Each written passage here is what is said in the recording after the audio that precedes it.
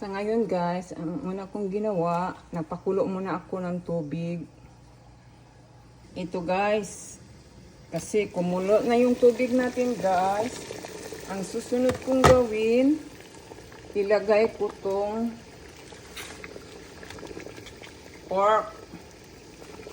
Ito guys, ilagay ko na tong pork guys. Una. Ito ang uunahin kong ilagay.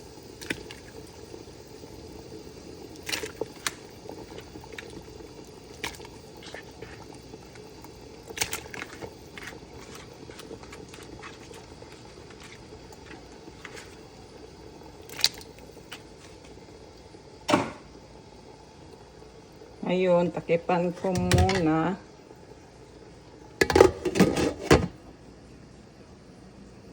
Ito guys, mabango siya. Ito guys, kumulo na siya at saka sigurado na yung pork guys, malambot na siya guys. So, isusunod kong ilagay itong corn.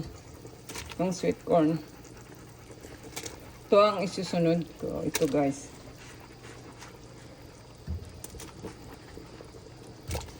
Yung corn. Ang ko isok ko siya guys. Ito na. Ito guys, since na malambot na yung guys, yung sweet corn. Ngayon, ihalo ko na tong okra.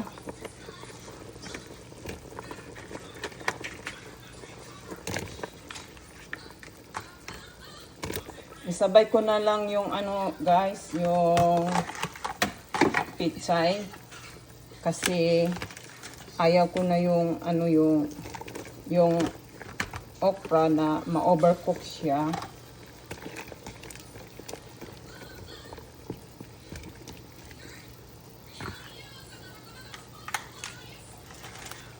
Ito guys.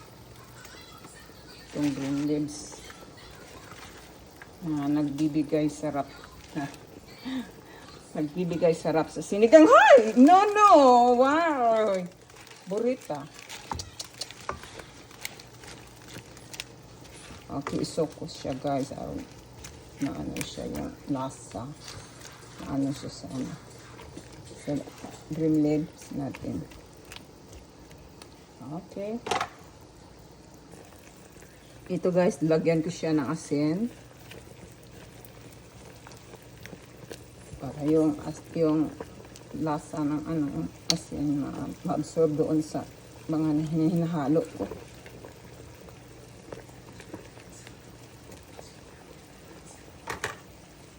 Then, pagkatapos, lagyan ko na rin siya nito ng sinigang guys. Kasi, para naman din siyang yung, guys, yung malasahan mo yung may asim kunti. Kasi may sampalok siya halo. Ito din nagbibigay ng sarap guys. Ito din gusto ng mga anak ko. Yung medyo maasim. Ito na guys.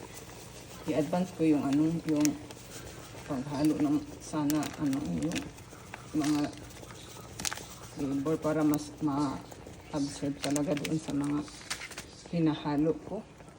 Nakalimutan ko. Pero masarap pa rin to guys. Ito. Tatakpan ko muna. Pagkatapos, titingnan ko naman ulit.